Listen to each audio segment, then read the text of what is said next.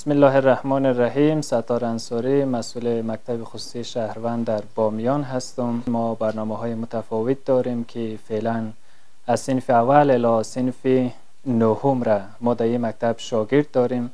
شاگردای ما بسیار با شوق و علاقه بسیار زیاد وارد مکتب میشه و در برنامه فرهنگی صبحگاهی سهم فعال را میگیره و در این مکتب ما اساتید بسیار ورزیده و اساتید بسیار مسلکی و با تجربه را داریم که در مؤسسات در سازمان‌های متفاوت کار کرده در بخش تدریس و این باعث شده که ما بهترین نتیجه را از شاگردان داشته باشیم. امروز ما شاهد ختم امتحان سالانه متعلمین مکتب خصوصی شهروند بامیان هستیم که ما واقعا از متعلمین خود نتیجه بسیار قناعت بخش را گرفتیم.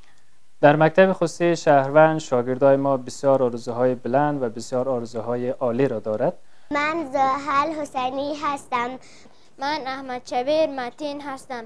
من ناریه شاهین هستم. من نبیلا حسنی هستم. من عبدالرحمن رحیمی هستم. من سید فرهاد تاغانی هستم.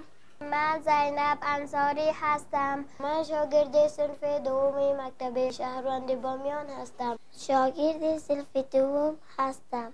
من شاگرد صنف دوم هستم.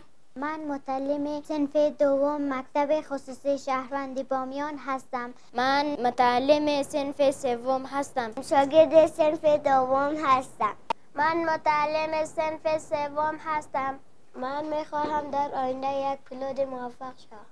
من میخواهم در آینده دکتر موفق باشم. من میخواهم در آینده خود یک انجینیر موفق باشم.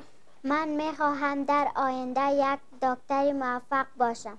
من میخواهم در آینده یک انجینیر موفق باشم. من میخواهم در آینده یک دکتر خوب شم. من میخواهم در آینده یک معلم موفق باشم.